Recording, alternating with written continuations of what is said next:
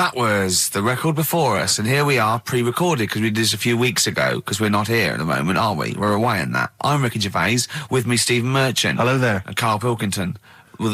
He's not actually with us. He's on the. He'll be in some of the best of clips that will be coming up shortly. Yeah, this is just us, isn't it? This is just us. We did this. When did we do this, Rick? A couple of weeks back. Hold on, what is it? What it's the 27th today. Yeah. I enjoyed Christmas. I loved Christmas. I loved Christmas. I had a great time. What did you get? Loads of presents. So did and I. I'm glad they made it to number one. I'm really glad. Stroke, he, she. Yeah, I'm really glad that the pop idols, Cliff Richard, Westlife, made it to number one. Bo Selector. Yeah, just delete that. Yeah. Okay, well, we're going to play some of the best of, some of the greatest moments of the last 3 weeks. Yeah. Ever heard on XFM 104.9. What about this? Do you remember this one? Oh, which one is it? All right, so here's the first bit. You were going to tell us a little story about Just passed my test. Yeah. My parents had a big Volvo estate, and there's quite a big car to drive. My parents didn't have a car. But I know you don't drive cars, Rick, but it's got a big car to drive if you just passed your test. It's safe though, isn't it? It is very safe, that was the thing. Yeah. And I come from the West Country, obviously. There's quite a lot of windy lanes around there. You're joking, do you? They have cars there. Well, here he comes. Blimey, Carl. Learned on a tractor, automatic it was. Do you want me to tell it or not? Oh! Don't give up the accent! Oh no, I'm not worried. Oh, go on. Oh. Go on. So I went to this party. You never got him being from the north. Not when he's telling an anecdote. He's never telling an anecdote. Oh, yeah, fair point. Yeah, go on. So I went to a party, and I was quite excited because I had the car, the motor, and there was a chick heading down to the party that I was like, I had my eye on. And I thought, now I've got a car, and going to the party, it's going to be amazing, right? And various friends had said, like, can we get a lift? I thought, yeah, groovy. Yeah, I'll pick up the chick as well, who's a friend of a friend. Yeah. So cruising down to the party in the motor, the Volvo estate, and there's nothing sexier than that. Slipping a little bit of Billy Joel on the stereo or whatever. Something classy. Go, exactly. And maybe it was Billy Ocean. I think maybe it was quite a Billy. Maybe it was Get Out of My Dreams, Get Into My Car. Ideally. Yeah. So I get to the party, and inevitably it was one of those house parties where the chick that I had my eye on, she kind of was chatting to other guys, and she wasn't really paying attention to me, and I was sort of... Found out to get, was she again? Same old story. Oh, they make me They laugh. know how to tease, don't they, the ladies? They laugh. Who are they kidding? So I'd follow her like a dog, from room to room. Yeah. And watch Quite her while... literally. Sometimes he was barking. Yeah. And while, just watch her while she talked to other blokes. And then, obviously because I was driving, I wasn't drinking, so I was not really enjoying myself. And then somebody said, should we go and pick up Vera? And I thought, right, okay. And they went, Steve's got a car, let's all leap in there, we'll go pick up Vera. And this girl was up for it as well, so I thought, brilliant, I'll be back in the car with her, away from all these lads. Yeah. One guy she had her eye on, he came as well, I was a little bit annoyed. Yeah. But anyway, he was in the car, so I'm driving down these country lanes, just driving along, and they're directing me, they're saying, go left here, go right. And then suddenly we stop, and one of them goes, just drive into that field, this pitch black field, right? And I'm sort of, well, it is my parents' car. Just drive in the field, Steve. I'm thinking, well, I don't want to, not seem like I'm a hard, cool, crazy kind of guy, because the chick's in the car.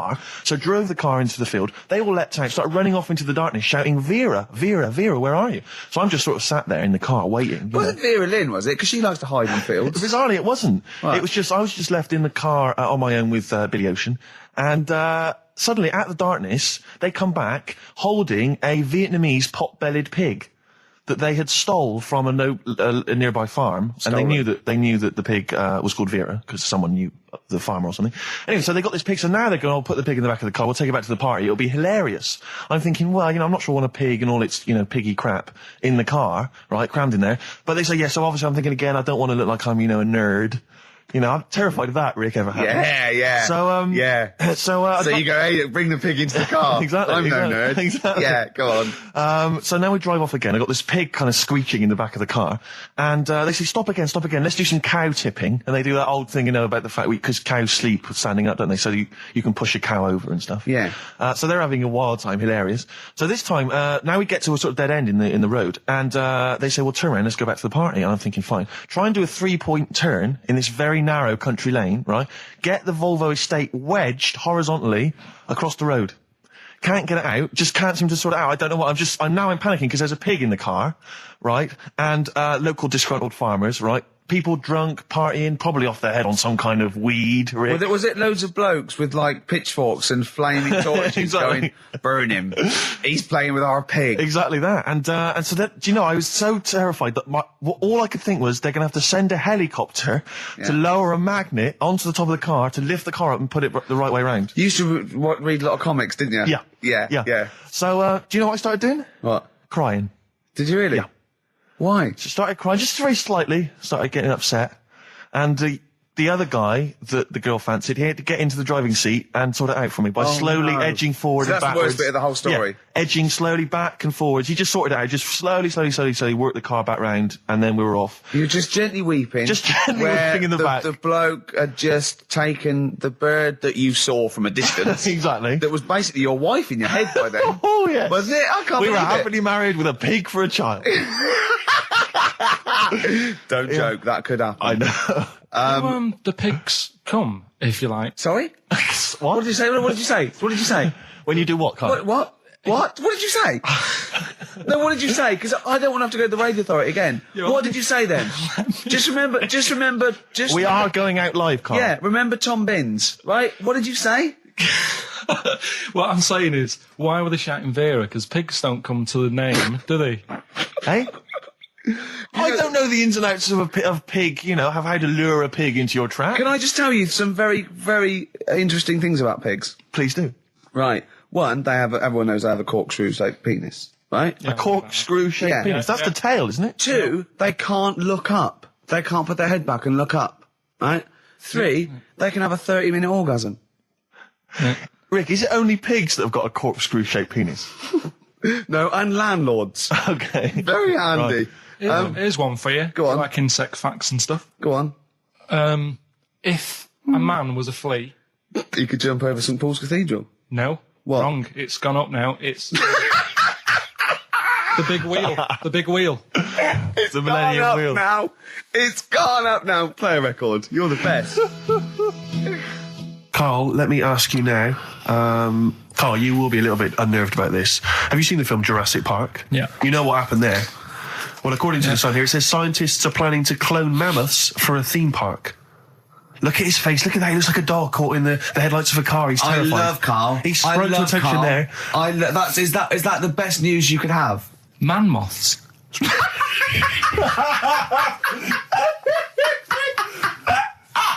Right. Yeah, man-moths. I love the Man-moths. fact that that's why he was so excited that they bred a man-moth.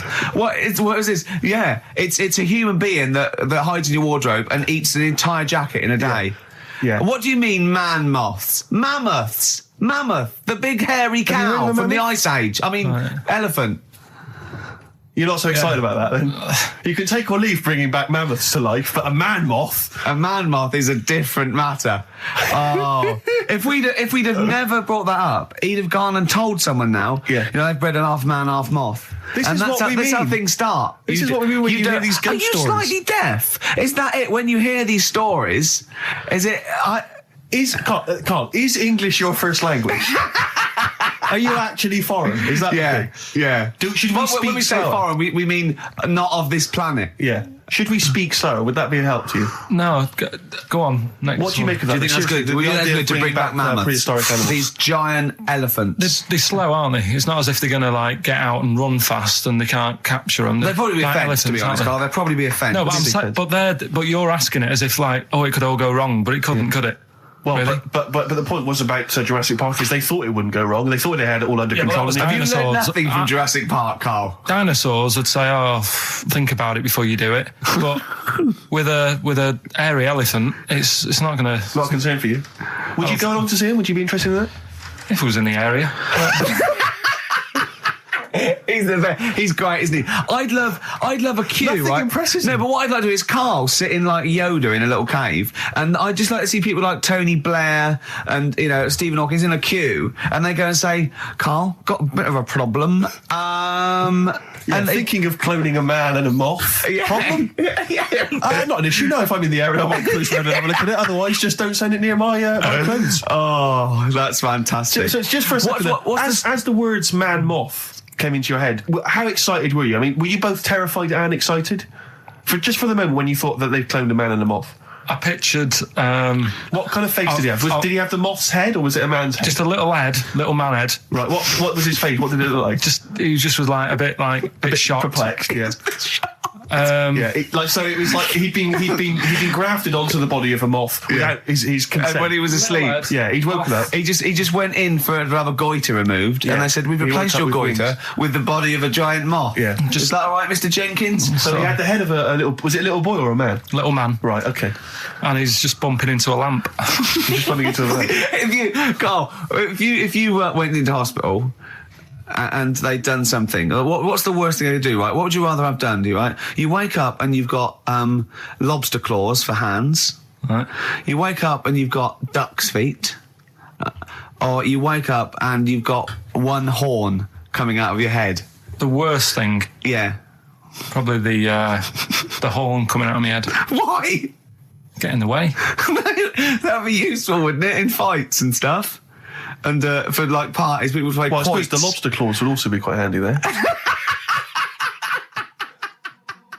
All right, this is Karl, the producer of Ricky Gervais and Stephen Merchant on XFM 104.9. We're playing out some of the best bits. Hope you're enjoying it. Here's another one. Karl, it was you that worked out the maths and worked out I was 28, because they just worked out I'm 27. You are 27. No way. Yeah, I asked you, didn't I? And I said, Because, no, but what I sort of questioned was, I said, well, if you're 27 today, that means last week you were 26. well done, yeah. That's irrelevant. So therefore you assumed that I must be 28 then? Yeah. Whereas I assumed you were using, your knowledge of maths, No, such as it is. I wouldn't do that. No, sure. Wow. I actually got lost in that conversation because I genuinely didn't know what he meant would mean last week you were 26. I don't know what that I meant. don't know what it meant. Wow. Well, it is Steve's birthday. But he would have been 26 last week. Sometimes you genuinely frighten me because it's those staring eyes. There's nothing behind him. It's this little bald head. Looks like Davros looking at me. Genuine fear on his face when he enters into a conversation with another human But being. what bit don't you understand? If he's 27 today, he would have been 26 last week, and he doesn't look 26. He didn't look 26 last week. He looks older than 28 today. You've started on his birthday. You're still having a go at him. Karl, I don't look like the kind of hot stud that I actually am, but face facts, that's the truth, mate. Yeah, live with it. Get with Live the with it. programme, jeez. Well, let's have a little bit of cake. Okay, oh, that's appropriate. See The what I did? birthday. But you mean the band, don't Yeah. you? Not the cake. You haven't actually bought a cake, have you? Got anything at all? Right, here's one. Christ. Ghosts and that we got talking about. Sure. And Nick said, right, he said, you'll like this one. He said, my auntie was having loads of problems. Why are you whispering? It's not illegal to talk about ghosts on the radio. No, but He's hearing this.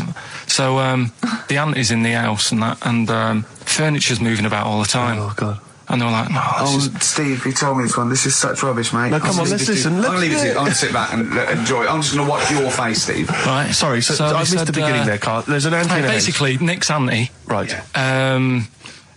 in the house, things moving around all the time. And it was just annoying every time she tidied up. It was like, It was just annoying. making a mess. It was one part annoying to two parts scary. Yeah. So, stuff was moving around all the time, and they said, right, rather than Right, we need an housekeeper. rather than having the house a mess, until we sort this out. I've got the vicar coming round. Stop I moving love stuff this. around. Oh, yeah, go on. They said, That shouldn't be in the pants drawer. let's put all the furniture in one room, right? So just have one room that's a mess, and have all the others empty. Because I love the poltergeist can't really... It can move wardrobes around, but it can't open a door to put it in another room. Yeah. Poltergeist going, I'm just making this room messy. I wish someone would open the door so I could... Go on. Yeah, but so all this stuff's in this room. So they right? moved all their furniture into everything. one They room. put like the drawers in there and everything, and it was really uncomfortable because they were all like on top of each They other. sat in the room with all the stuff. Yeah, they had to because that's where the three-piece suite was. Okay. Oh, God. Right? All right. Oh, God. So they sat there like all crumpled up and that, but nothing can move because it's so tight. I think things were trying to move. Yeah, but yeah, everything yeah. was so tight. It's They just like, foxed that poltergeist. So anyway, one night they sat there like sort of a bit awkward watching the telly and that, and they hear some banging Yeah. in the next room. So she goes, "Oh God, what's that?" Oh, he hadn't moved in, had he, the ghost? So to some of the empty rooms. So there's this He's moved some friends and family in. There's this banging about going on. No, so she gets up, right? Yeah. And what it is, they had the baby in the next room because there wasn't much room for the cot. Right, so they left the baby with the ghost. So they go into the room where the baby is, and the banging is like, do you know those plastic balls you get that you can chuck around the room and like they go mental? Right. The ones that you chuck once and they keep bouncing for ages. Yeah. That was bouncing around the room. Why? What, the baby had thrown it? Hitting all the walls, and the baby was there, stood in the cot, sort of laughing. Right. And looking at the ball, and wherever it looked, the ball went. Yeah. And then she said, "Stop doing that." Yeah. And the ball just stopped. Did it? And it rolled a bit and stopped. Right. So the baby had thrown the ball and it was watching it as it bounced around the room. It wasn't throwing it; it was in control of it. No, the point is, Steve, the baby has been doing it. Would have been the baby all along. The baby had been messing with the furniture. It was So the it's baby a that had super the power. Yeah, it's the baby that had the power. Special baby. It's a baby that had the power. It's What a power? baby that had the power. What- the power what's the power? of telekinesis. Right. They were then trying to convince me that telekinesis was not like all the other stuff that I didn't believe in, but that was a science. Right. Telekinesis was possible. Yes. Yeah, it's not like ghosts and demons and all that sort of. Telekinesis is different. Yeah, That's yeah. science. But Nick's auntie saw it, and I love the fact that you're telling me that someone else's auntie saw it.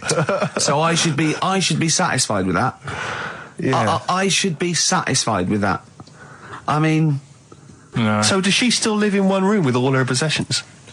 no, I think the baby grew out of it, apparently. it grew The up. baby grew out of it. So it doesn't use its telekinesis powers No. anymore? Well, no, it's No. like in Carrie, innit? She was upset for a bit, and then she got over it. Okay, I'm just going to say one thing, Carl. That was a film. Do you want to play a record or...?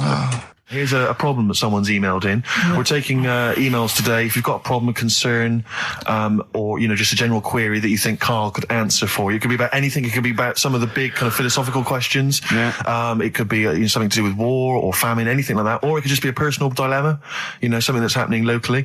Anyway, this seems one that I think you and your father have probably come across this sort of dilemma in the past. And I'd be interested to know what your take is on it. Let me see. This is from Lee Matthews by the look of it. He says, he lives in a suburban area where the local teenagers also live on the same road, and they're running riot. They're smashing wing mirrors off the cars. They're crashing into parked cars on their skateboards. And they're just generally making mayhem, night and day. What can he do to stop this going on? The parents of the kids don't seem to give a damn. Anyone who complains to them, they just say, "Oh, piss off." The police are useless because they never catch them in the actual act of violence, which is what they got to do to apparently convict them. So they don't know who to turn to, really. It's rather like when a little old lady went and got the A-team, and he was dressed as an elderly Chinaman. Exactly. She knew who he was. Colonel Decker didn't have a clue. Yeah. You see, it's weird because now it has got out of hand. Do you know what I mean? Like years ago when I was growing up on the estate, you had problems, but not like you have now. Do you know what I mean? Summers were nice as well, weren't they? Well, right. And Police are getting shorter and younger. But you yourself kind of admitted in the past that you were something of a tearaway. You didn't do anything but like these kids I mean, here. the thing is, I was scared that if I got caught doing it, my dad would go mad. Yes. And I remember smashing a car window by accident and legging it in the lounge and sort of pretending to go asleep on the settee. Right? Genius. And I heard a knock at the door. He and I chloroformed thought- himself just to be unconscious when his dad came home. And there was a knock on the door, and I thought, "Oh God, this is a fella. He saw me." I was chucking a stone in the air, seeing how high I could throw it. Of course you were. Did Did it keep landing on your head? That would explain a lot. And it came down. Chucking a stone in the air, love To it. see how far I could It's throw it. brilliant. So I wasn't bothering anyone. Did you by invent that game? Right, Did you get the stone for your birthday? Go and play with your stone. He gave one to Suzanne. Karl, go and play with your stone. The thing is, right, and it came down at a funny angle, and Of course it did. It ate the back of this car, and the back window is the most expensive because it has that heating thing in it. Yeah. In case you got a frosty window. Yeah. So I thought, oh God. So I legged it in, got on the settee, went to sleep, knocked at the door. Genius. It's a brilliant plan. It's a brilliant plan. I couldn't be guilty. I'm asleep. So I love the idea. So the thing is, our lounge used to sort of you could see in from the door, right?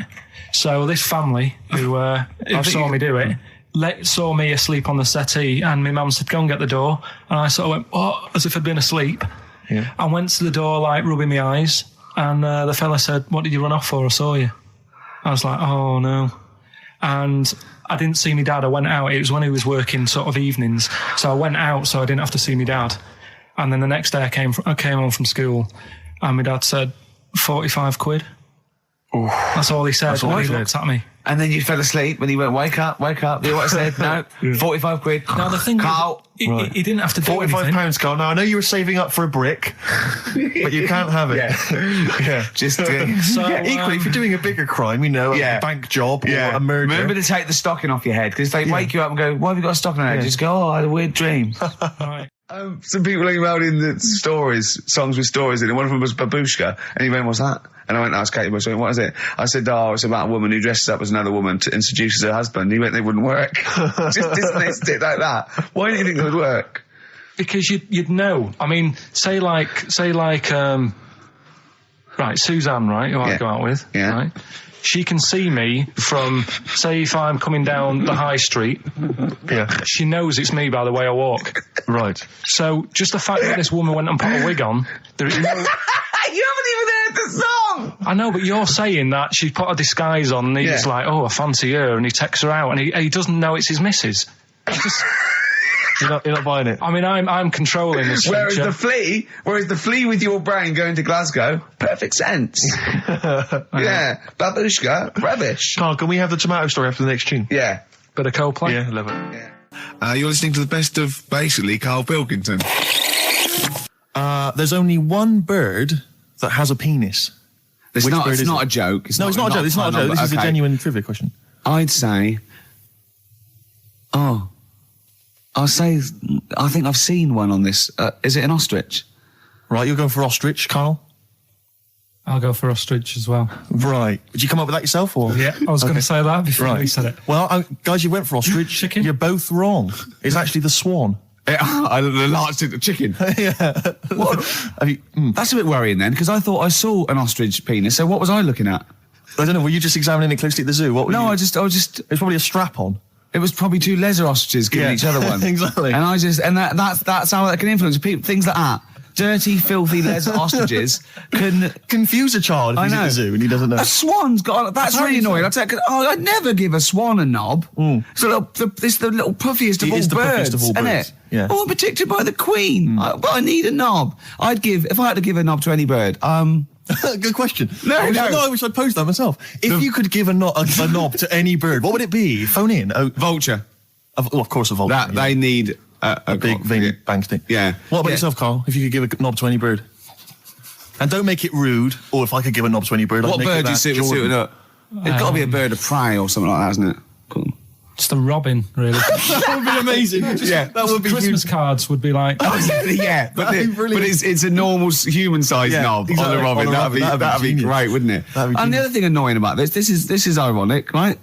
Now, the male of all bird species they're called cock. Yes. Right. But the only bird with a cock, right, is called a cob. Is that what a swan's called? Yeah, they're cob and pen. They're not cock and hen. That's and he's got he isn't a cock, but he's got a cock. Yeah. Good. Quick query there, Rick. Go on. When you said then cock, presumably you meant male bird the first time you said it. Yeah. The second time you said it, you said cock. Did you mean the penis? Well, you're showing off the whole farce of radio broadcasting. Because you're not really allowed to say cock. No, exactly, no. One cock would cause great offence. Yeah. The other cock's fine. Exactly. It's weird, isn't it? It is strange. It is strange. So, I mean, if I said now to you, I like cocks. Yeah. Meaning birds. Yeah, that's that'd be fine.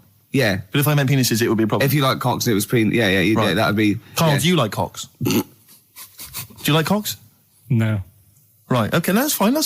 I was asking if you like... No, I like, Yeah. Well, I'm a big fan of tits. The small birds that come down and peck at you. Yeah. Yeah, you like tits and cocks. There's nothing... Tits and cocks. There's nothing wrong with... There's nothing... Carl, don't worry. There's nothing wrong with saying tits and cocks. When I said tits, I meant the little birds. Yeah, and when I said cocks, I mean the big birds. Yeah. Do you know when... Go on. No, it's just that... It's when you're talking about tits. Yeah. At the milk. Do you... I like the fact they flutter away when they hear the milkman coming. Oh, come on. So when... What? What are you talking about? No, when the milkman's coming, when he's walking up... And there was also a fella in the week who said that women shouldn't be wearing trousers. Why? Because they don't look good in them. What do you think? What do you think about that? It's rubbish. Yeah. These are the only things that have caught your eye over the last couple of weeks. This is the entire news. Galileo did something with light. A French fella said women shouldn't wear trousers. See, that to me wouldn't pass as education. It's not education. I don't know where you could ever use that. I don't know when that would ever be applicable to life. I just like reading stuff that sort of reminds me of... Do you know what I mean? If I read it and it gets me thinking, I think that's a good little piece. But, I mean, but surely can't you just sort of like sit near something that vibrates to keep your brain going? Or shake your head every now and again? I mean, what does this do? You mean it makes you start using your brain? But what aspect of a Frenchman said women shouldn't wear trousers got your mind working? What questions were you asking? Because I thought that's a bit daft, isn't it? Right? Yeah. Okay, it ends there with me. There's nothing else. There's nowhere else for me to go on that. He closes your mind's the still whirring.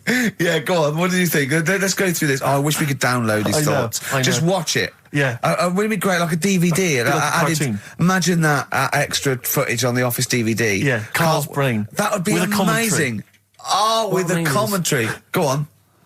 Women wearing trousers and that, right? On the estate that I grew up in, on right? There was a woman about 4 houses down, right? Rough. Now, she used to wear leggings. Yeah. Now, they're a bad idea. They are a terrible idea. I agree with you there, Carl. If you're a lady of what the colour? normo persuasion... Were they pink? No, they were sort of black, but with all bits on them. Oh, right. Do you know what I mean? What, toast and just horse droppings? Yeah, go on, yeah. And she used to... she's quite a big woman. Sure. Pauline Quirk, I think, described her as. Looked like a light bulb. It is those kind of women that are attracted to leggings. Yeah, I know, yeah. They are drawn to them like a moth. Yeah. She used to wear them, and that's what I remember when I read this piece. And she used to work on one of those sex line things.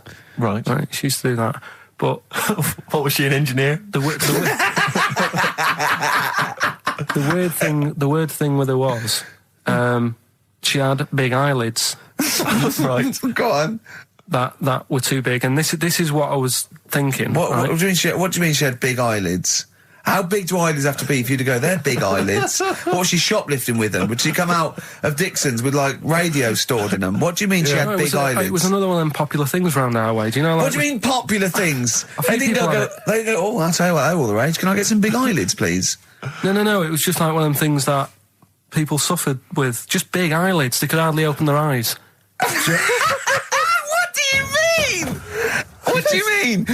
That's one of them popular things around where I grew up. People had big eyelids. They could hardly open their eyes. What does that mean? What sort of freak town were you born in? You had webbed feet people with big heads. You got women with big eyelids. What does big eyelids mean? Are you confusing her with the horse?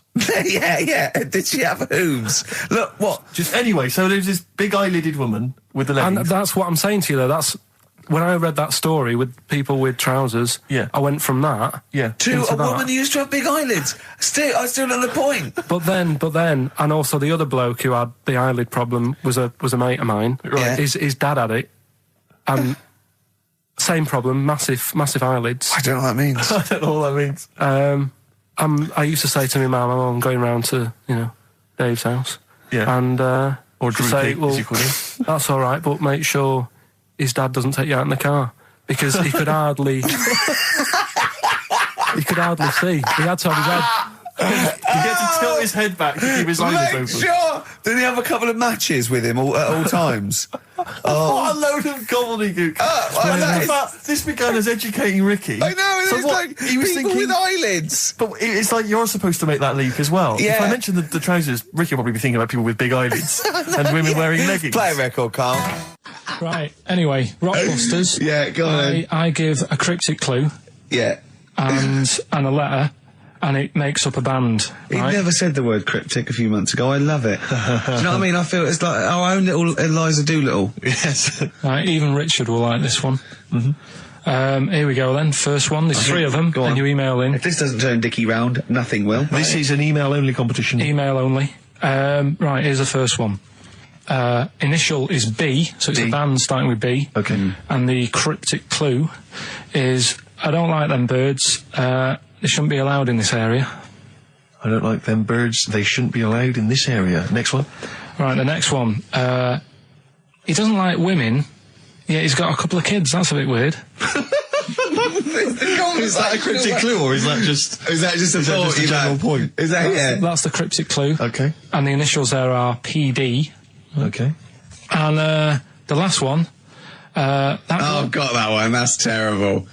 That's terrible. Okay, quickly. Oh, God. And the last one is that bloke who does. Come on! It's making me laugh. Come on, Carl. Be professional. Right, the last one.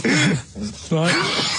I can't do it. It's making me laugh. Oh, come on. I'll come and read them then. No, hang on. Come on, Carl. Right, here we go. They don't do this on Rockbusters on TV, do they? No, come on.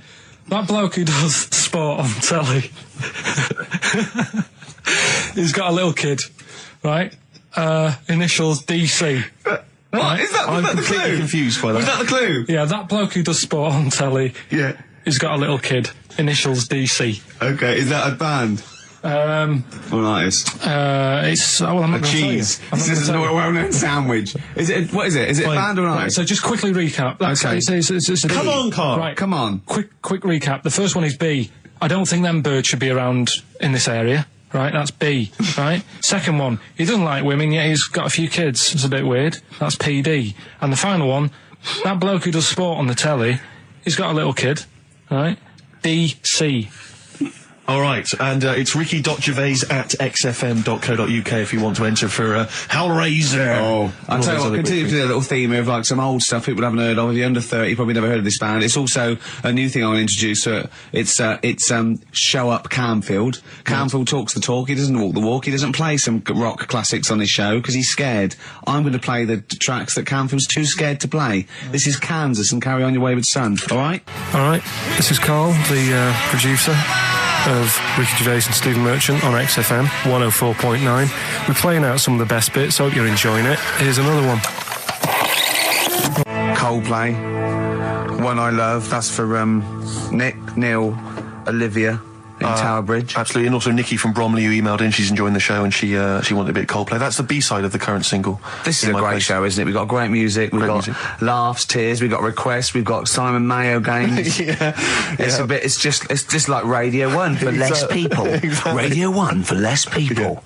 This is great, isn't it? So go on then. So listen, Guy, you were so excited about this game, weren't you, earlier? You came in with a hop, skip and a leap in your step. Although I must say, the phones are going mental. We're going to have to take some more calls. People love Carl. High and Dry is great. I mean, it works. Can we have a very quick recap in case someone's just very quick? Can you make it so High and Dry doesn't work now? Give us a bit of information that makes it different to High and Dry, or can't? So for those that have just tuned in, Carl describes in a roundabout way a story which somehow is representative of a song. Is that right?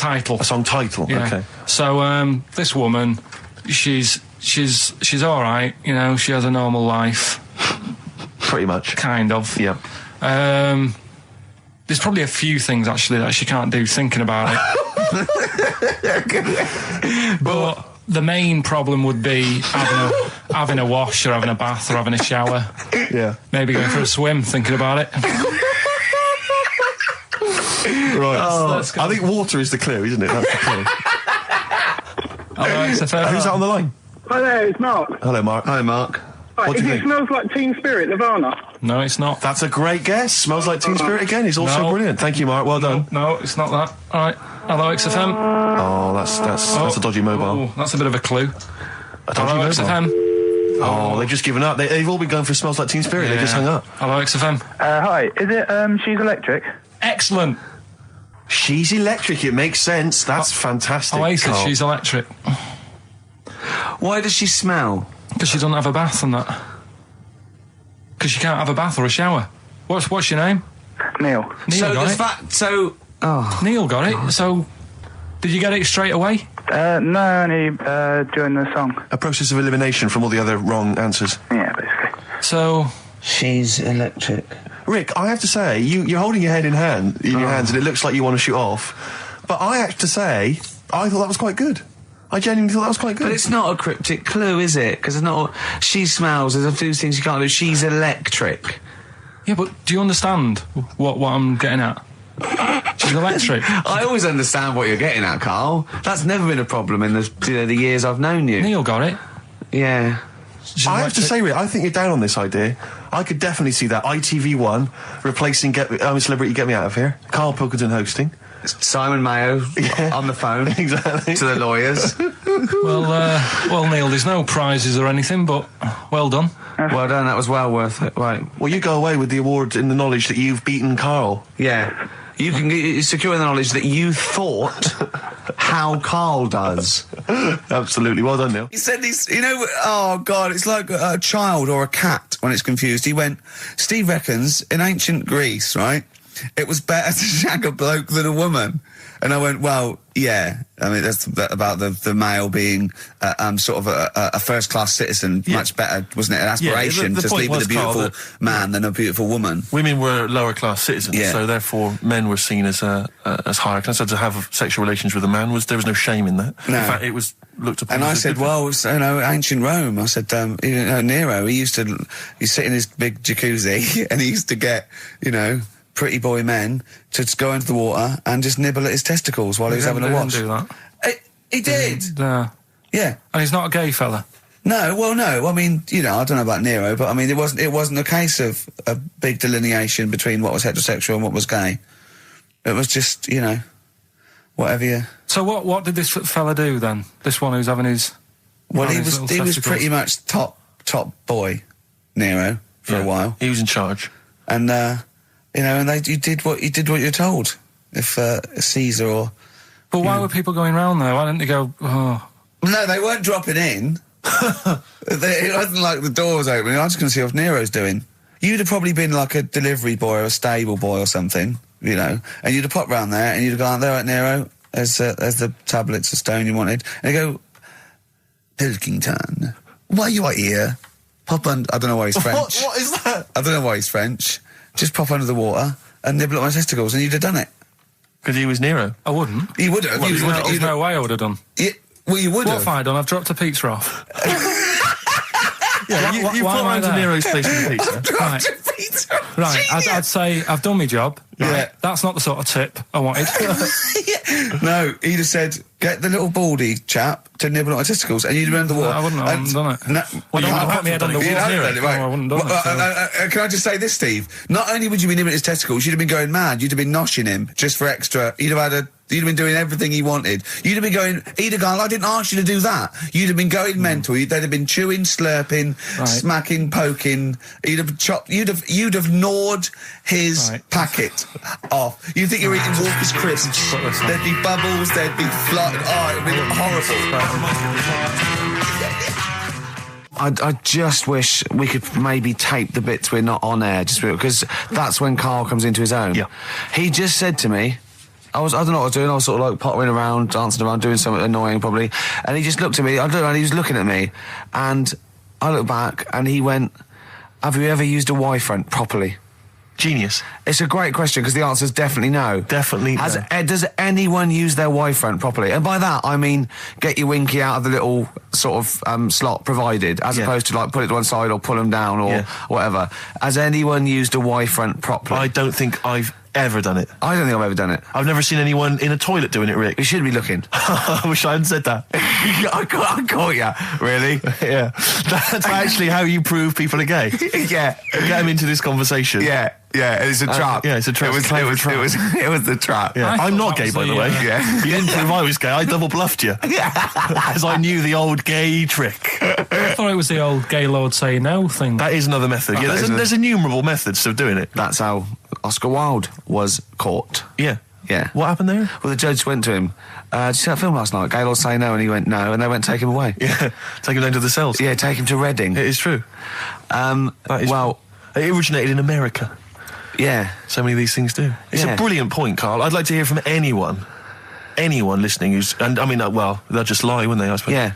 I don't even use sort of flies, usually. I sort of pull my Y-front, my sort of tracksuit. So that's why I wear sort of like elasticated waistbands all the time. Exactly. Just sort Speed. of like... Yeah. You got to get in there with the minimum of effort. Yeah, and out. Sure. Often I won't shake. No, no. To my detriment, because it often leaks out a little bit later, doesn't it? Ever been out on a date with a girl where it's just trickled down your leg and you wish it hadn't, and you're thinking, what if she gets my trousers off later? She might smell or see it. What? What? I don't know. I don't know what I said there. Right. Yeah, but it's all the time. It's not just, I mean, you haven't done that with me, taking your clothes off and that yet. But, like, last night we were sat in the pub and I was saying, right, you know, let's not even worry about new features then. Let's get the current ones, you know, going. Like what? Good. Like, the one that I was trying to work out, the cheeky freak of the week. Think of that! Yeah, but Think of that, though, as a normal conversation. Yeah, I'd looked online, right? I didn't find that much. I found, actually, I'll tell you what I found later. Brilliant. We're looking for them, right? And then at one point, I think you said to me, go and, you know, what about the Guinness Book of Records? Yeah, you know, they'll have, like, the best freak in the world or whatever. Yeah, ever. So I said, yeah, bring one in. Now, you've got one at home. Yeah, I got a But you couple. couldn't be bothered carrying that in today, so I had to go out of the pub that I was at, nip into Borders, buy a Guinness Book of Records, out of my own money, $18.99. Yeah. Bring it back, and then you said, I don't know if I want to do this feature. So it cost me 20 quid for that. I had to buy a video for Silence of the Lambs film clip. I'm actually out of pocket at the end of this. But do you want to work with me is the thing. If you want to work with... people would pay that sort of money to work with me, Carl. You're a lucky bloke. Think how many people think, Carl, he gets to drink and sit. Yeah. You were making a cup of tea and I surprised, didn't I? Little surprises. You know, last night, do you know when I left the pub in a bit of a mood because I was just fed up with not getting anything done? Yeah. Walking down the road, I was thinking, how can I get out of this? How can I stop having to work with them? And thinking, I wonder if I leave, I wonder if they'll be funny and they'll go, and then my boss will be giving me stick. And thinking, how much notice have I got to give out? And all this is going through my mind. I'm walking home and I got in, said to Suzanne, I'm sick of it. She's going, you need to do it when I get a new kitchen. And I was like, yeah, but how big does the kitchen need to be? I was saying, do we need a big kitchen? Can we get a small one? Have we got enough for a small kitchen? Do we need so many cupboards? Can we just have wood instead of steel? All this, trying to get out of doing this. Yeah. I always feel like, you know, because I like to think that I'm not perhaps as bad as him. Yeah, no. You annoy me in different ways. Like what? How does he annoy you? Well, stuff that, you know, I come up with ideas, say Cheap as Chimps. Yeah. Rockbusters springs to mind. Yeah. 15 Taiwan. 15 Taiwan. Let's just remind people what 15 Taiwan was. It was a little feature that I wanted to give a run, you know, give it a little run, see if people like it. The premise being? No, there's no premise, it's just a title. No, we were going to get 15 sort of ornaments, you'd explain them, and then people would call up and say, that one's from Taiwan. See? God, you just explained why I didn't think that was a good idea. Yeah, by explaining the good... No, you know the funny thing is, Steve, right, I was walking down Regent Street on Monday, walked past one of these big stores, right, and they've got all famous quotes on the windows, right, and one of them was something like, an absurd idea is often a great idea. Yeah. Do you know who said that? Go on. Einstein. Yes. Which made me wonder, if you were his mate, would he ever have done E = MC²? Or would you have said, don't bother with that, it's not going to work? Because that's all you seem to do. Everything I come up with, you put down. Yeah. Well, that's one thing. He's negative, right? I don't know why. I don't know why he is. What else? He messes me about. I get him concert tickets for stuff, and you say, I didn't bother going. Yeah. That is annoying. You come in, you know, 5 minutes to go with tracks that need editing. Yeah. The little bag, that was free. Yeah, you got a free bag today, an XFM little rucksack thing. Yeah. You were like, oh, what's this rubbish? Yeah. Ricky said, I'll have it, they're great. He said, no, I want it. Yeah. Well, it was free, I need it. I'll give that as a gift or something. So, I mean, I think on reflection, Steve is probably a little bit more annoying than me. I won't go that far. You are annoying. If I had to go away for a week somewhere, if it was a quiet place... Well, you are again, aren't you? That's 2 holidays you had this year, I mean. If it was a busy place, I'd probably go with you, because people, do you know what I mean, staring at me all the time and that if I'm walking around with Steve. No, I'm just... Can I draw up a list of reasons I don't like you, Carl? Just being honest. What? I'll tell you, because the list of reasons I don't like you is incredibly long and getting longer. Just saying. Do you want another slap? It's just gone 4:05. It's Ricky Gervais show. That's Steve just doing the microphone, putting his headphones on. Sorry, Rick, I'm not... Sorry, you just didn't give me much time to prepare myself. So no, hang on. A week. Yeah. It was actually a week. I think that's working. My headphones are not quite working. No. It's going all right, though. Well, not only we haven't not prepared for the show. Yeah, okay. I thought maybe people could phone in and give us some subjects to talk about. 0171 580 2000. Yeah. Or they can fax in 0171 580 1234, and they could get like a discussion going, like, what do you think of that Tour de France nonsense? And we could sort of, no, not that. What do you think about, well, you know, it's their idea, isn't it? 0171 580 2000. Quickly, I mean, really, seriously, just get on the phone now. This is my record of the week. Yeah, go on. Yeah. What is it? Exciting? Yeah, it's Foo Fighters. Right, yeah. Walking After You. I'm looking forward to it.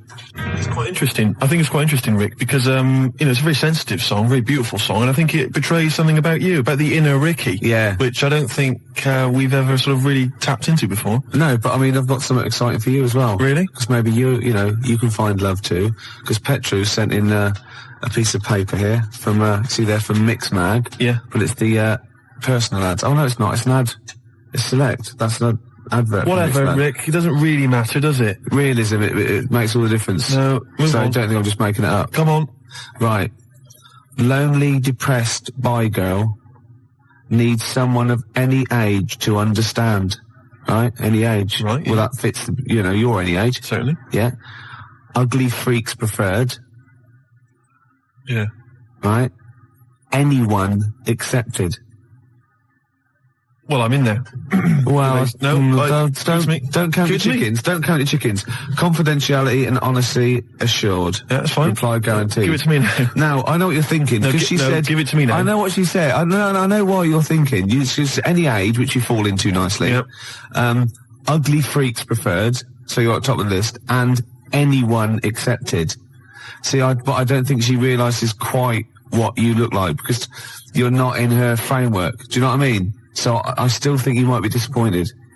No, Gervais, this will work. This will work. Let me see this. Only depressed bi girl. What does that mean, though? Bi girl. What does that? Bisexual. Bisexual? Yeah. Again, I think she means bisexual. Sexuality of any human. Do you know what I mean? Well, all I'm saying, bisexual, Gervais. Do you know what I mean? Am I right? What do you mean? Hey, three. Yeah, hey, three people. What? Three in a bed. You, a bisexual, and an amphibian. Three in a bed, Rick. Hey. Hey? But you won't be one of them. It's not going to happen, is it? No. Nearly 25 past for Ricky Gervais show. I'm Ricky Gervais. Gervais, I know we haven't got much in the show today. We've not really thought of anything to talk about. Why did you just give a time check then? Just to fill it up. I know, exactly. Yeah. But like, why? Do you know what I mean? Because the music, sunny out as the well, music was playing, right? And you mentioned it's 25 past 4. We'd never do time checks. How is that useful? What are you expecting? Someone's looking at it, they're going to think 25 past 4. Christ, I should be at my mum's house. I haven't played any good records. I can't learn anything interesting, but thank God he told me what else. I've got to take that bun out of the oven. Well, exactly. You never know.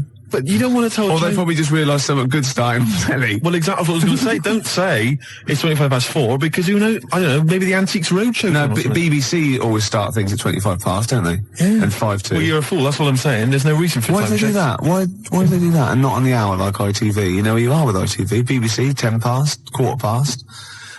0171 580 2000. Yeah. Why the BBC? I'm struggling. You are indeed. Well, I'll tell you what I'm going to do. I'm going to quickly go to an ad break, which is good. Yeah. That keeps people pretty fixed. Oh, yeah, they'll be desperate. Yeah. They'll be listening to those But I'll ads. do a little trial. Watch this. But after that, if you can hold out for 40 seconds, we've got the new one from the Manic Street Preachers. You've got to be happy with that. I'm loving it. Gervais, before we do it... Go on. I watched Team Knight Rider yesterday. You didn't? You've seen it? It's a new sort of thing. Must be made 10 years later. And it's instead of just the one Knight Rider car, it's a team of them. A fleet of them, Gervais. Team, I think it said teen. No, teen Knight Rider. Yeah, when he was little, he had spots and he was a little bit embarrassed. On like a little sort of scooter. Yeah, and you go to the girls and go, hello. Hello, do you want to, oh. Yeah. Teen Knight Rider. Teen Knight Rider would be beautiful. That's great, isn't it? Yeah. That'd be great. And Kit goes, what are you doing? Nothing. Yeah. I was, we're caught in the flies. Get these kits there, sort of explaining how to shave. Yeah. That'd be beautiful. You dirty little... Now that has really gummed up my CD player now. Oh, we'll stop it there, surely. Oh, Teen Knight Rider. Teen Knight Rider. I'll tell you, if we get on to talking about telly programmes, Gervais, we'll be here all night. Yeah. Won't we? Yeah, well, it's about 4:25 now. That's brilliant. They're disappointed.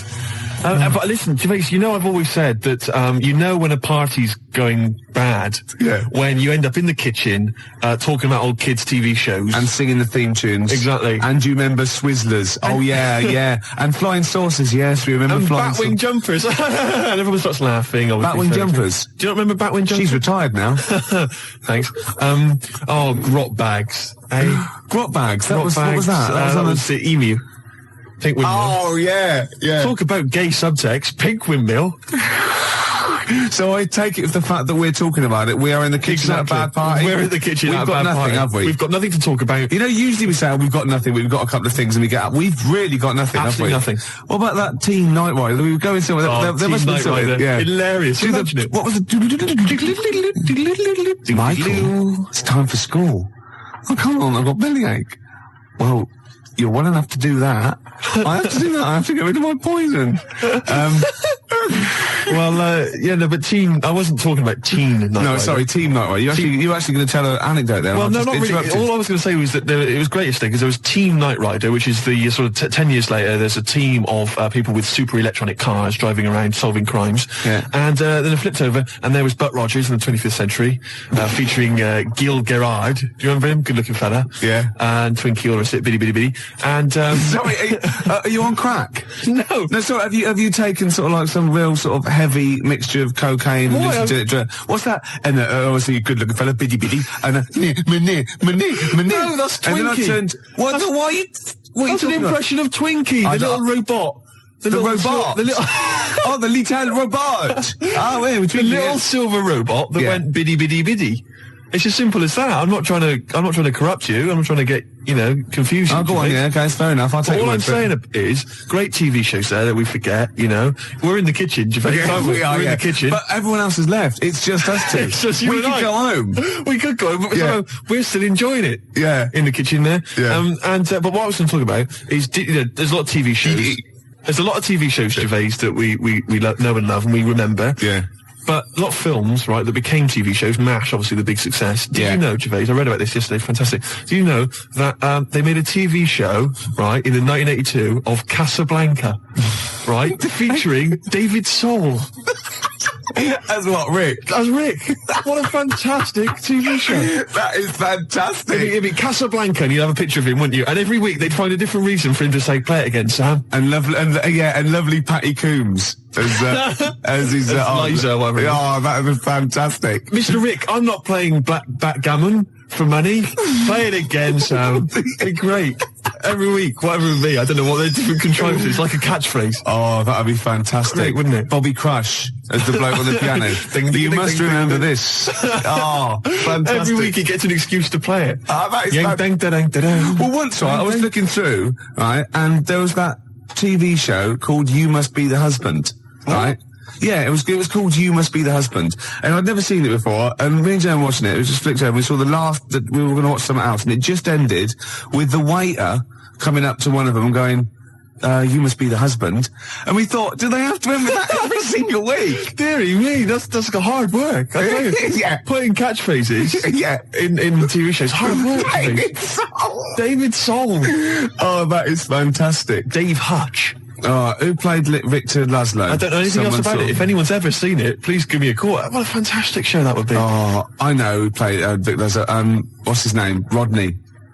What's his name? Nicholas Lyndhurst. Nicholas Lyndhurst. He'd be great, wouldn't he? Nick Berry. Nick Berry. That'd be beautiful. Oh. And I'll tell you what it would be. It would be, they'd be on a golf course and Sam would miss a stroke, wouldn't he? And they'd just go, oh, play it again, Sam. And everyone else would laugh. It'd be beautiful. Oh, baby bird, if you'll be mine. We can keep this cup forever now. Yeah. We're in the kitchen. Yep. Should make a cup of tea. Apparently, Steve, Who says this? He doesn't say play it again, Sam. No, I know he doesn't. He says, go on, play it, Sam. I know that, you stupid toss. Oh, for goodness sake. I studied film for 3 years, for Christ's sake, Gervais. Of course I know that, but it's the TV show. They're bound to have made the same mistake, aren't they? Of course that. You can do an academic subject then. Of course. Oh, I can't. Well, I'm sickened. I'm sickened. Because everybody knows that, Gervais, and yet he's come out and he's spouted rubbish. Oh, I'm just... Oh. He thinks it's a good show. Oh... God, I'm disappointed. Oh, I'm so angry. He likes the show. I'm so angry because everybody thinks I'm an imbecile. Well, yeah. Well, fair enough. Yeah. No, because I was going to mention a couple, because I came up with a couple of my own TV shows. Go on, yeah, so I've got a few. Have you come up with your own? Yeah. Have you talked about this in the past? Well, yeah. Oh, yeah. You know, like when they have a cliche in the title, and that's the... the best one we came up with. Like a touch of frost, and it's his name. I know, I love it. Yeah. But my favourite, this is one I came up with, right? It was called Lady of the Night. Right, but that's night spelled K-N-I-G-H-T, right? Yeah. And what is clever about it is, what it is there's a knight, right, a knight of the realm, okay, but it's set about sort of 1870 or something, sort of Sherlock Holmes era, that sort of thing. And he's a knight of the realm, you know, was it Sir Johnson or whatever? And he's a knight, whatever. But he doubles up as a private investigator, right? Yeah. And he's got working for him a prostitute, right, who's also a private investigator. Yeah. And it's called Lady of the Night, you see, and it's double meaning because she's a lady of the night, and she's a lady of the night. It's a night. It's fantastic. Brilliant. And they go around, but seriously, they go around investigating like crimes, sort of Whitechapel and stuff, and it's brilliant because you know, obviously she's a prostitute, or whatever, and he's a knight, and there's a bit of sexual tension, Gervais, obviously, and obviously got all the Victorian elements and everything, and obviously they can't associate with one another openly in the streets because that would be, you know, he's obviously got to maintain a certain reputation. Yeah. So it's Lady of the Night. There's all the intrigue and tension. What do you think about that? You thought this through. I thought that through. That is fantastic, using all your technical knowledge and your film study and your... Yeah. I came up with one, starring naughty Samantha Janus as a nun with Diana Rigg as a Mother Superior, and it's called None the Wiser. That's beautiful. And they're naughty. And the great. And the sequel, she gets pregnant and she has to go and work in the kitchen, right? And that's called Nun in the Oven. I was going to say. Yeah. Of course it is. Yeah. Of course it is. Oh, that's beautiful, Gervais. Remember Ray Cooney, that thing in the 80s when all those... had those farces on, and basically what he did was substitute the word life for wife. He had run for your wife, right? And wife begins at 40. Beautiful. Doesn't make any sense, does it, grammatically? No. I just thought of one like, I said to Claire a few weeks ago that it would be like a stage play and there'd be loads of people jumping in and out, like, of hospital beds. But in one of the beds, one of the wives, she just wanted to die. Because had no quality, and it's whose wife is it anyway? That'd be good, wouldn't it? That's nice. Yeah, Brian Ricks. Oh, that'd be beautiful. I love that. Touch of frost. It's so clever. And the other one is, loads of lawyers with their wives jumping in and out of bed with just underpants on taking drugs, and it's this wife. That's beautiful. Yeah, that's great. That's a nice touch. So let's have some competitions then. But you know, I've got a whole game show as well, which I could mention. Go on. Do you want me to mention it? Well, should we play Blue Oyster Cult? That classic song. Can I Don't Fear the Reaper. I've got a game show, right, that I came up with. Yeah. Okay. And it features me, but I think it could be perhaps a vehicle for yourself, Gervais. Yeah. All right. I'm going to tell you. It's called Ricky Gervais Meat Rations. Right. And I like it already. You like it already? Because there's a part in there for me. Yeah. Could I play the Ricky Gervais? Yes. Yes. Fantastic. It was originally called, basically, let me just summarise very briefly. I'm not going to tell you all the games, but it's basically recreating the heady days of the war. Right. Right. That's fantastic. It's beautiful already, isn't it? It's got the nostalgia thing. I've got a game as well. But it was originally going to be called Ricky Gervais Fag Rations. Right. But apparently cigarettes weren't rationed in the war. So it's called Meat Rations now. Excellent. And I'll tell you some great games. My favourite is, what's it called? To be perfectly Anne Frank. It's a great game. It really is a great game where you've got to pretend to be Anne Frank and hide from sort of snooping Nazis. Oh, that is fantastic. It's a great game. And there's also, of course, well, let me go into it. There's also Dig for Granny. Good. I'll dig for victory, if you like. And what happens is you're scavenging through rubble, right? Can I just say, these are copyright. Anyone trying to rip me off? I mean, I've got the Penis Puppet Theatre. Yeah. I've got a stake in this, surely. Oh, certainly. Ricky Gervais Meat Rations. You can have a bit of my Penis Puppet Theatre. That's lovely. Yeah. And I've also got a new game that I'll talk about after yours. It's called Tip the Balance. And it's sort of like a game for 4, and it's like, I'll send it off to Waddington, see what you think. I mean, there's teething problems with it. Well, listen, Gervais, look, let's play Don't Fear the Reaper. Let's play that tune. By Blue Oyster and his Cult. It's a classic. Yeah, and then we come back and we try and make some money. Let's make some cash. Well, you've got to be happy with that. Blue Oyster Cult, Don't Fear the Reaper. Yeah. Yeah? So go on then. So what other games are in this Ricky Gervais's Meat Rations? Well, it starts off, there's the sound of an air raid siren. Yeah, I like it already. And we came up with Start Queuing Up, Mum, for Ricky Gervais Meat Rations. Excellent. Do I look like sort of Walker out of Dad's Army? Yes. Oh, that is fantastic. Now you come in. Yeah. And what it is, the set, right, is kind of like half of it is an old sort of East End pub, and the rest is kind of rubble and debris, and a skyline of ruined, Britain. And what it is you come in, you're fairly sort of sharp and dapper, and of course Chaz and Dave provide the music throughout the show. And you know the Dolly Bird that usually comes on? She's a woman with like curlers with a little scarf on it. That's right. She comes out with those little floral aprons. You've got it. Fantastic. And there's a game show. There's a bit in the show called Roll Out the Barrel. Yeah. I don't know what happens in that. Yeah. Roll out the barrel. We could think of something. There's a barrel of fun, sort of thing. Yeah. And there's a dig for victory where you've got like a big pile of rubble, right? And you're digging through it, scavenging for food, canned food. But if you find like relatives or friends, you score extra points. Oh, that is fantastic. And there must be some sort of fun with like gas masks. Yeah. When you can all put them on and dress up as like, I don't know, one of the banana splits. Yeah. What could that be? Gas? Who snork? Yeah. Yeah. Well, possibly. So every week there's the real snork. Right. So it's like contestants come on, they put which one snork? Which one snork? Yeah. So you've got three celebrities. Yeah, who's a gas mask and the real snork. That's great. So you've got someone like Ted Malt's son, he pops one on. You got Frank Bruno, and Jilly Cooper. That's it. And they put their mask on and like a little outfit, and then the real snork is there, and you've got to ask them questions. Like you get like Bernie Winters and Henry Cooper going, Number three. How long have you been in the banana split? And Jilly Cooper goes, about 6 years ago. I don't know. I think the banana split's been going longer than that. No, I don't think it's number 3. What do you think? And Bernie Winters go, number 1. Number 1.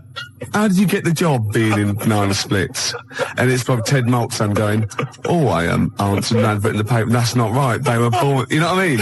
And there's Chaz and Dave in the corner just going, na na na na na na na na na na na na na. Yeah, with the real snorks, and they all the lights go right, and the one stands up and he sits back down again, and then the real snork, and the others all take their masks off, and they go, "It's lovely, Jilly. What are you doing now?" Well, I'm appearing Puss in Boots down in Brighton. Oh, that'd be fantastic.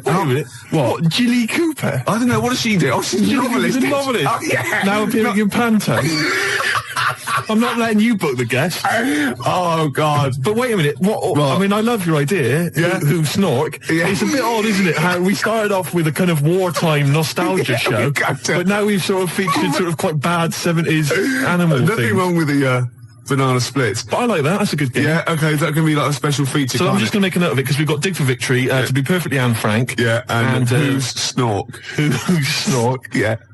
Well, I'm full of ideas. I could probably help you on this. Oh, this is great. Well, what other... maybe we'll come up with some other ideas as we go on. We've still got Tip the Balance to go. But can I just say, I did actually once try and pitch this. When I appeared on Blockbusters. Yeah. Well, I obviously met with a producer there, and I said, I got an idea for you. Have we talked about this on air? We talked about me on Blockbusters, but not about my pitching this thing. No, go on. And I said to her, sit down. I said, I've got a great idea. And I tried to bill it with me as the star. She said, who are you? Steve's Meat Rations. She said, why are you in it? I said, I am. Don't worry, I'm the one who can pull it off. Yeah. And she said, right, go on, what is it? And at that time, I had none of the games. All I had was the title. And she went, I like it, yeah. What are the games? I don't know.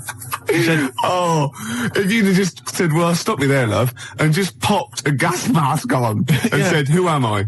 She'd have gone, Snork. No, it's not. We got an ad break, then we got a classic from Blur. It's 5 o'clock. So if you were going to watch that thing that started at 5:02, you missed the first 5 minutes of it. Yeah. So we're doing well with this new game show, aren't we? Yeah, we've got a few ideas there. Ricky Gervais's Meat Rations. Ricky Gervais Meat Rations. I love that. It's a great idea, isn't it? We came up with another quick game, because obviously so far we've got Dig for Victory, to be perfectly Anne Frank, and Who's Snoring, which is possibly, I think, the most popular game so far. Yeah. And also we've come up with a new one, haven't we? Puss in Jackboots. Yeah. You get a beauty of the age to come out. Saucy Samantha Janus? Yeah, maybe she comes out and she's got a little moustache on. Right, and a peak cap pulled low and Nazi regalia, and you go, and you got Bernie Winters and Ted Maltzson and Jilly Cooper going, you're obviously, by the warm applause, you're much loved. Yes, I am! Oh God, show business, and the audience clap. Obviously, yeah. Well done. I don't know, you're doing the Nazi accent very well. You an actress? Yes, that is correct! Yeah, it'd be great, wouldn't it? Could you salute in, please? Yeah.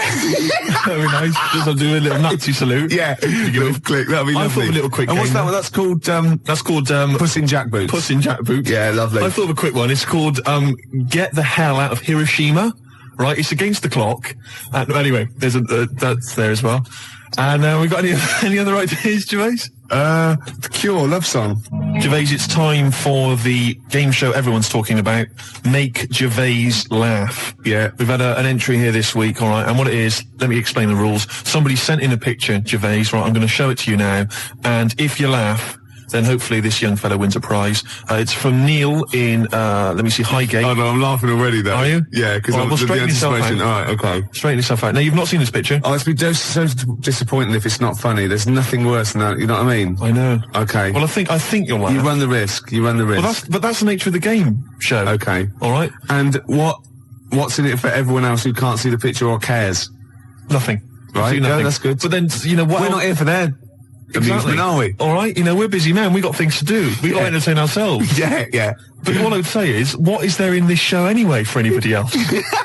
Good point. At least we get a laugh. Yeah, okay. Now, Really? what would it say? Well, the other thing though, is there a prize for Neil? Yeah, if I laugh, what can you give him? will you give him sort of like a chuckleometer? You go on the Ricky Gervais's chuckleometer. The chuckleometer. Yeah, this up to 10 CDs. Right. Oh, really? Yeah. Oh.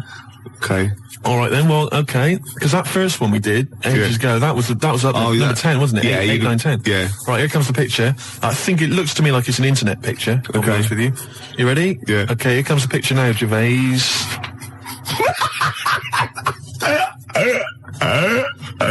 Oh God. Oh, has he done that? No. Now listen. What I'll do is let's play a record, Gervais, and I will.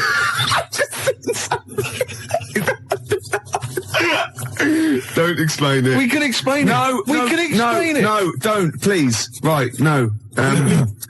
When I was about 16, my nephew got mumps, and all the men in my family were really worried, right? And I soon found out why. You know, obviously, if you get mumps when you're an adult and you haven't had it before, you go sterile, or it can cause sterility. Really? Yeah. Yeah. And I was about 16, and this worried me, and I went to my mum and I said, have I had mumps? She went, you've had one mump. Now, I don't know what mumps are or is, but I'm pretty sure you can't have a mump. Or, I think she meant that one side of my face swelled up. Like a gobstopper, it was. But what is a mump? Or what are the mumps? I mean, it's a viral infection, isn't it? I don't want to embarrass myself. I don't want her to be right. Like I don't know. Can you have a number of mumps or one big mump? What if you had one big like mump? like a hunchback for a while? You're just like you're mump backed for a while and just walk around. You mump back. Yeah, and you don't remember because it's always when you're very young. You mump back, but yeah, exactly. But apparently I had one mump, so I could probably one of them, just one of them went a bit sterile. Can you? So you can become sterile if you have the mumps when you're an adult? Apparently, yeah. Can you, I mean, does that, for instance, it doesn't cause, say for instance, an adult had the mumps, right, and then he sort of had sex and he gave birth to a child, his wife gave birth to a child. Yeah. That can't cause any other problems. It can't cause deformity or anything. It's just, because it's just my dad had the mumps. I don't know. We should get our facts right, really. If there's a doctor out there, I mean, can mumps cause sterility? How does it do it? I have stories about, my teacher, his mate, had to have them, they swelled up, and he had to put them in cotton wool for about a month. God almighty. Because it can, mumps aren't fun. No, I'm not saying it. I mean, I can say maybe you've had mumps and now you're sterile. That could be mumps aren't fun. Yeah. That's like go to work on an egg. Isn't it? Yeah. Who said that? I was having an argument with someone about who said go to work on an egg. Someone said it was that William G. Stewart bloke who... No, it was Faye Weldon. No, it was Salman Rushdie. It was. No, it wasn't. No, hang on. No, maybe it wasn't. It was Faye Weldon. It wasn't Faye Weldon. Right. It was either, right, let me tell you what it was. It was either that bloke that wrote A Year in Provence, or whatever it was called. Right. 0171 580 2000. Who came up with the slogan, go to work on an egg? It was either the Year in Provence fella. Who's that? I mean, what his name was, I don't know. 0171 580 2000. Who was the Year in Provence? You know that fella who wrote that book, Year in Provence? Everyone read it, everyone thought it was great. No, his name's didn't. Peter something or other. Right, okay. And I think he definitely wrote that. Salman Rushdie came up with something. I think it was the year. See, again, I'm thinking that maybe it was the egg thing. But I would say as well that fella that wrote Year in Provence, he also came up with the, the Fat Willy cartoon series. What a hilarious series of books they are. Not Fat Willy, is it? It was called Fat Willy, wasn't it? What's the one, Where's Willy? That's Where's Wally. Where's Wally? Where's Willy? That'd be pretty straightforward every time, wouldn't it? Well, there's a fella there. There it is. Not where you come from, it wouldn't. Oh. Well, there you go. Well, Peter Mayle is the name of the bloke who wrote Year in Provence. Thanks to Neil. And also, Neil says that Salman Rushdie did Naughty But Nice for the cake commercial. Now, I still don't know who did Go to Work on an Egg. I think it was Faye Weldon. No, it was Peter Mayle. Do you reckon it was? Yes, absolutely. Absolutely. I'm gutted. Yeah. And you very rarely, Jerry from Balham, you very rarely go sterile from mumps, but it is a viral infection, yeah. It's such an informative This show. programme, exactly, Steve. Yeah. It's like a public service. It really is, isn't it? And we treat things sort of sensibly and maturely, and we give out, the correct information. I'll be honest with you. It's safe for kids to listen to, isn't it? Well, imagine if you were in the, I mean, this happens to us all the time, you're in the pub and someone will say, well, is mumps a problem? Is it going to cause infertility? And you're there just saying, Well, I was listening to Ricky Gervais. And? It's very rare. It is a viral infection. So, and do you know who did go to work on an egg? They went, no. Peter Mayle or Faye Weldon, we're not sure. Possibly Salman Rushdie. No, definitely wasn't Salman Rushdie. That's quite incredible, though, to go from writing Naughty But Nice about cakes to having to live in a hole for the rest of your life. I used to write when I was at school. Oh, yeah. Now, I didn't watch sort of kids' programmes when I was growing up. I watched sort of crap adult ones. ITV on the telly from 12 midday through to like midnight, and I'd watch all the police series, Police Story, Charlie's Angels, Steve Austin, and Teen Knight Rider, yeah. And I wrote this essay at school, and I just couldn't stop, and I started serialising it. And every time I just kept writing, I was sort of like, people were reading it at school, and it was about a New York cop who was as hard as, you know what I mean? Yeah. And I worked out what his name was. Now, God, this is how television influences me. Because it was one word name, which is his surname. That was the title of the book, title of the series, and that's what all his friends called him. Right. It was called Jezuk. Jezuk? Yeah. Jezuk. Yeah, I thought it had a Z and a J. Jezuk. Jezuk. Yeah. Do you know, it does sound so close to like Pillock or Jesse. Yeah. Or Nonce. No, nonce. There's no nonce. Well, do you know what I mean? The cross between sort of Jezuk. like Pillock and Jism. Damn you, Jezuk. Yeah. You're off the case. Give me the badge. Keep the stinking badge. I don't need a badge to be a cop. It was all stuff like that. And he'd first yeah. And so he'd look at his gun and go, this is my law. Oh my God, it's Jezuk. How did he find us? Jezuk. Yeah, it was great. There'd be shootouts and everything. Oh, fantastic. Let me just ask, did he have perhaps have a broken marriage? He was hard boiled. He played by his own rules.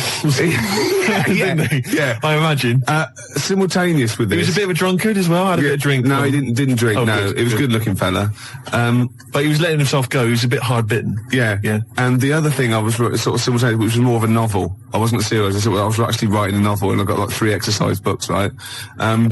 It was about this kid, right? Oh, God. Right? He saw his parents just brutally murdered for no reason by a gang of outlaws, yeah?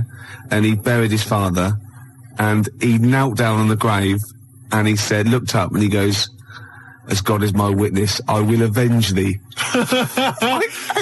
And then he sort of went to the store, and he got loads of bullets, and he practiced, and he was the fastest gun. He was only about 16. Yeah. His name was Jody Barnes.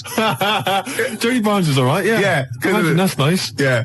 Oh, fantastic. Have you still got any of those exercise books? I have not. That would be the incredible. teachers used to sort of like, I must have gone, yeah, it's good. I must have passed around the, he's done another one. Gervais has written another episode of Jezuk. Yeah. But I say, seriously, if you brought one of those in and read it out, I'd be entranced. Imagine it. Seriously, that'd be great. Do you think The your mum ramblings might... of a twisted 14-year-old brain that only ever watched ITV cop shows. Do you think your mum might still have some copies of she Jezuk? No. Was it like sort of, the initial one was like Jezuk, then it was like Jezuk abroad, Jezuk in Paris, Jezuk on safari. Yeah. Here comes Jezuk. My mum... Return of Jezuk. I liked that Jezuk. He's a proper man. Yeah. He's not like you. But Mum, I invented Jezuk. You're a Nazi. You couldn't be like Jezuk. He's in my mind. Return of Jezuk. Here comes Jezuk, son of Jezuk. Oh, it's fantastic. What if Jezuk met Jodie Barnes? They'd get on. They'd have no quarrels. They could team up. Oh, it'd be fantastic. After the break, a little bit of Lars. Teen Jezuk. Still here then. Gervais, you've embarrassed yourself. Oh, just shut your ugly gob. You bug-eyed, anemic, fish-faced tosser. Nice to have you back. 4:05 on a Sunday, Ricky Gervais, XFM 104.9, London's only alternative. Steve. Yeah. You know we gave away those CDs. Hey, great giveaways. Just good radio, isn't it? We've got CDs to give away. Tickets and that. It's good radio. Do you remember who won them? What, last week? Yeah. Well, no. Right. I've got to get them back. What, are these the CDs that we took from the library? Yeah. Anyway? I've got to get them back. 0171 580 2000. If you won those CDs, could you give us a call? Well, why should they bother? They're probably busy listening to them. Do you know what I mean? You can't give something away and then take it back. Yeah, I need big time. I've got to get them back.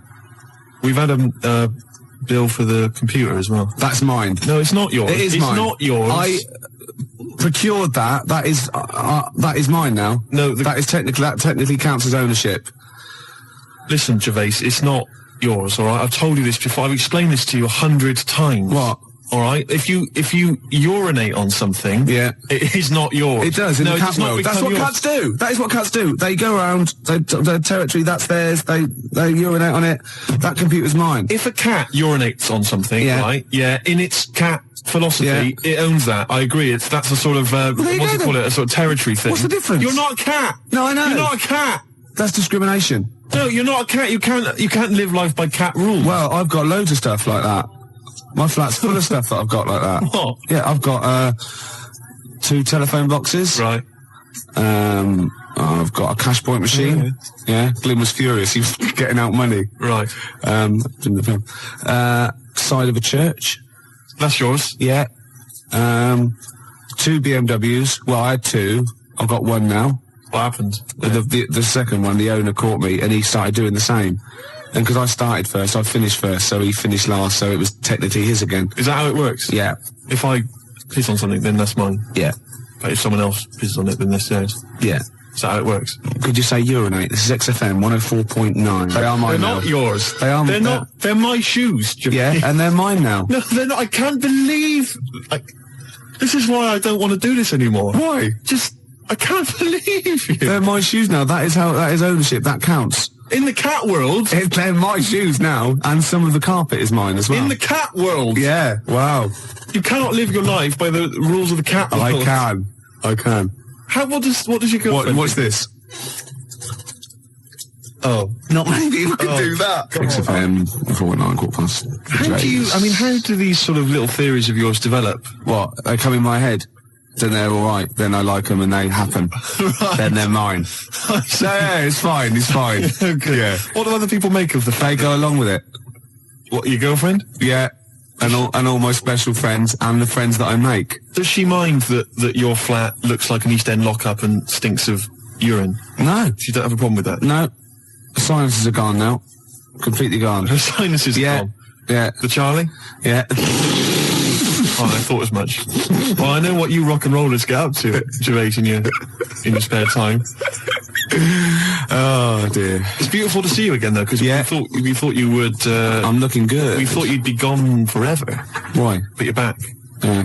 It's beautiful to see you. I'll be around for it. Anything planned? I didn't expect. It's like my life. I didn't expect to be here this long, so anything is a bonus. You know what I mean? Yeah. Any plans for today's show? Got some more records than that, and some absolute drivel. Right. Yeah. Packed into 2 hours. So no different. No. Hey. No. Great. Well, it's going well. Yeah. I've got a little competition. Yeah. Which I'll maybe introduce after the. Is there anyone mad enough to sleep with me competition? Because is there? Is it? I'm not doing that one again. All right. I've got a different one. Yeah. I've got a different competition. Keep calling the Samaritans, please. We don't do that sort of thing, sir. Please. Or else. Can't threaten the Samaritans. Why do you like that song so much? Because they're singing about you being an ugly tosser, alright? Just gone 4:20. Gervais, I hate to kick people when they're down. No, you don't. You like it. And you like people twitching when they've been badly hurt. But I don't know how this came about, but I started to consider the songs of Carter, the Unstoppable Sex Machine. I don't know why. Someone was playing one in my house, and we were flipping through the record, the lyric sheets. Fruit bat. Now I don't know when I was when I was in the sixth form, when I was in the sixth form, Gervais, everybody had a Carter USM T-shirt. Yeah. And I imagine you probably. By the end of the 80s, early 90s, all events officers, A&R men. Yeah. What were you doing about that time? You'd have been what? That was when you were claiming benefit while still working. Yeah. You had the wheelchair and everything. Yeah, the tartan blanket. Nice. Fantastic. Because you see, everybody had a Carter USM T-shirt. I didn't have one because I didn't. No. Do you know what I mean? That wasn't me. It was all a bit cliquey, and they didn't like me for it. Yeah, it wasn't because of that, though, was it? It was because they sort of had like symmetrical heads. They were running in their human packs, weren't they? And just ostracising you. Go, oh dear. Those start. Yeah. Right. I'm just looking through the lyric sheet. This is from the album 1992, the Love album, right, by Carter. Yeah. Just give you a taste of some of the lyrics. Yeah, go on. Which we thought were so profound in 1990 or whatever. I never did. This is from the track "Look, Mum, No Hands." I should point out that many of the titles of their songs are appalling. There's obviously my favourite, possibly the worst, is "The Road to Domestos." That is the worst name for a song I've ever heard. I mean, what's that supposed to mean? Anyway, that's great. Check this lyric out. This is one of the worst lyrics. Go on, I'm ready. Go on. He flies through the air with the greatest of ease, that daring young man in the blue dungarees. What the hell does that mean? Is that supposed to be profound? Oh, she flies like a bird in the sky high. That ugly old tart with a sty in her eye. This is quite a nice one. Listen to this. Is clever. This is bloody clever. Go on. What they done? What's Fruit Bat done here? If we club together, with all the diamonds. Hey, hold on. I'll stop you there. Club. Go on. Diamond. That's so far. Oh no! Wait. Oh, come on. Go on. If we club together with all the diamonds we've saved, we could look to our hearts and say, hold on, hearts is a suit in the... That's incredible. Oh, go on, clubs, diamonds, hearts. We could look to all our hearts and say, we've got it in spades. What does that mean? Spades. Hold on, what does that sentence mean? If we club together with all the diamonds we've saved, we could look to our hearts and say, we've got it in spades. I don't know what that means. I've no idea, but that's the kind of brilliance. So see what they did there? They got all those... It's incredible. Let me just... There's a good one here. Could they do it with Signs of the Zodiac? Parts of the body. Here we are. I've been GBH'd and ABH'd for a packet of B&H. I've been taken and I've been driven away.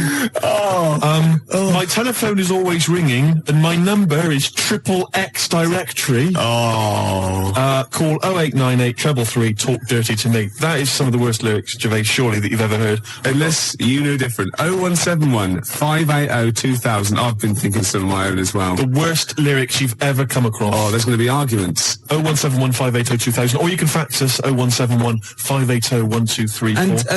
And think realistically, because I hate it when you see like the Melody Maker Enemy and they ask one of these pop stars, what's the worst song of all time? And they go, the Birdie song. Or, no, it's not. It's something by Carter or Suede or David Bowie, because they're in that framework. They're potentially, do you know what I mean? Exactly. Don't go for Chirpy Chirpy Cheap Cheap. Go for something like that, because that is disgusting. Let me just tell you, this is my final one before we go away, which is, yes, sorry, boy, there's nothing worth living for, but it really ain't worth dying for, so just say 3 Hail Jesus and Mary chains. Early in the morning, I put breakfast at your table. Make sure that your coffee has a sugar and cream. Your eggs are over easy. It's sort of like a breakfast song. I can't remember it, but it goes, I'm not your superwoman. Doom, doom, doom, doom. Yeah. This is, I've never heard this. There's one great bit as well. He goes, now you say your juice is sour. It used to be so sweet, and I can't help but wondering if you're talking about me. Isn't that great? Oh, sorry. Look, this juice is a bit sour. It used to be so sweet. Oh, fine. I'll change it. No. Let me explain. This juice, yeah, it's sour. It used to be sweet. Well, it's what we've always had. No. You're not listening. You're not listening. I think you're an ugly pig. I want to leave you. So I mean, he didn't state it. Your eggs are over easy. Oh, who's that by? No, I didn't ever heard it. You've made it up. I'm not your superwoman. 0171 580 2000. I just thought of another one as well. So, do you remember John Waite? I ain't missing you at all. Missing you since you've been gone away. And he's worried about people I think that he's really not missing her. So, towards the end, he goes, I can lie to myself. Oh, he was lying all along then, wasn't he? Oh, got any more Carter lyrics? Well, I'm still wading through them, Gervais, and it's just making me quite low. So, I'll try and dig out a few more for the next time we have a chat. But I would say that Emma, of course, who helps us out here, she's mentioned track. What was it, Emma? What was yours? It was YMCA. YMCA. I've got a worse one. Have you? Oh, hold on. Oh, what's that other one? That's worse. Oh God, yeah. Well, Emma, we'll save that one.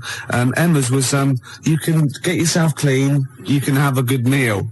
You can get yourself to a good meal. Well, I don't have a problem with it, you see, because I just think it's a wonderful thing. You know, the YMCA doesn't get enough publicity, good press. Yeah. And the village people did them a favour. I mean, why on earth they wrote that song? Well, you know, to publicise the YMCA. I mean, who thinks, I don't know, people have done the police force, you know, they've done... Hold on, wait a minute. This is very good to disagree, but I think you mean this. So you don't know what that song was. You think that they were actually some sort of advertising for the YMCA, were you? Well, I don't know. It just seems really odd to me. Well, if I remember at the time, the YMCA complained at the time because the connotations.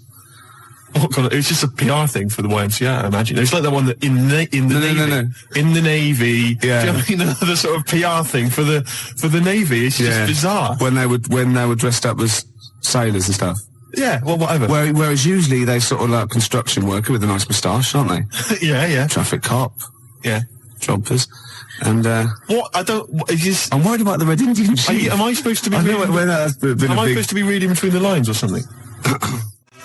I don't understand. I mean, I don't really understand. I mean this seriously. Okay, I don't right. understand what you're talking about. Okay, this is fine. What is it? Obviously, there were gay connotations. It's like a gay icon record, isn't it? YMCA in the Navy. That was the point of it.